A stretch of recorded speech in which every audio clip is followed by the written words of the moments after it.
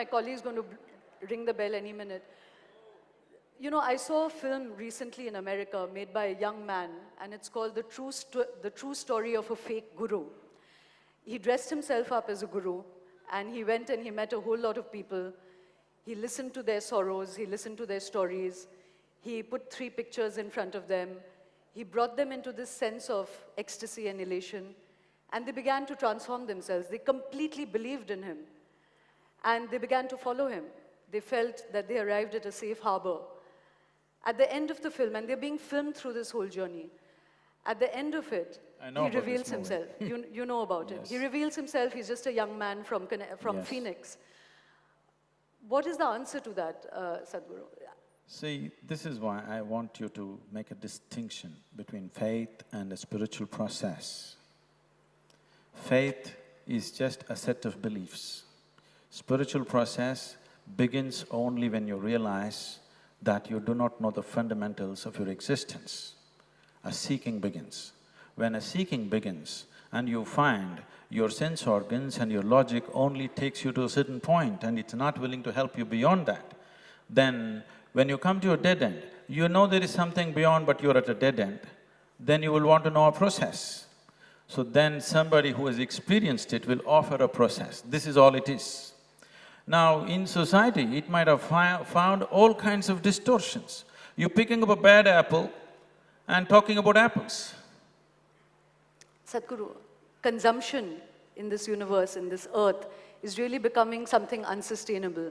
What kind of spirituality is it that does not talk about the finite end of consumption? You know, even as a method, even as a process, that is not part of Isha Foundation at all. See, we are always trying to curtail human aspirations, it'll never work. If I tell somebody, don't smoke, don't do this, don't do that, they will not do that. They'll anyway continue to do it or other kinds of compulsions will take them over. But if you teach them a method through which they're able to manage the chemistry of who they are. Today there is substantial medical and scientific evidence, it is no more belief system. There is substantial scientific and medical evidence. Today, research has gone into the University of California, has done an enormous research on the simple Shambhavi Mahamudra, the basic practice that we teach. 3 months of practice, the neuronal rejuvenation in your brain is 241% more than the average, okay? There are any number of things like this. Now, the chemical soup that you are, you can either make it very blissful or miserable. So, if you are blissful by your own nature, then all the compulsiveness will naturally drop. Whether you're going shopping or you're digging up the planet or you're seeking something else, essentially it is just this, a human being is longing to be. A human being is longing to be something more than what he is right now. But if that more happens, he wants more. If you really look at it, a human being cannot settle unless he has all of it. If you want all of it, approaching it through physical means is a hopeless means. The desire is fine, but the method is hopeless. So spiritual process means you have offered him the right method, right process for the same desire. Javed Sahib, you wanted to say something? I really find it highly amusing. It's very interesting that it is in religion, it is in spirituality. The moment they find something in science which is compatible, they start respecting science.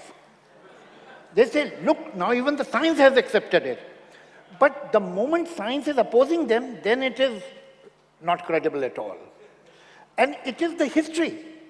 There was a question which I missed that time, that we have to understand through spiritualism that why we are in this universe, what are we doing here?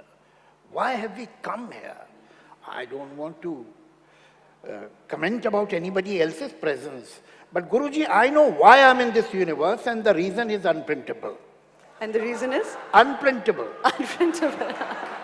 It is a pompous question that why I am in this universe. It is a pompous question what I am doing here. Have you ever thought of a mosquito? Why this mosquito is here in this world? Why this cockroach is here? There is, as far as life quality is concerned, there is no difference between a rodent and a human being, between a mosquito and a human being. The only difference is the mind. And this is the difference they want to eradicate.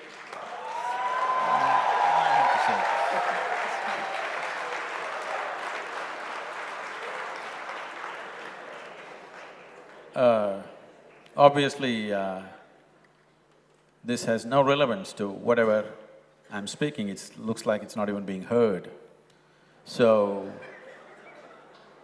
the thing is, the significant aspect of human life is that human life is replete with possibilities which other creatures are not capable of. Every other creature on this planet is fulfilled when its survival process is fulfilled. There is something about a human being that it does not settle with survival. What is called as human begins only after survival is taken care of. So the longing to be an endless expansion cannot be settled by the simplicity of thought. Thought is just a product of the data that we have gathered. And whatever you may know, it is still too limited. That much is established by science.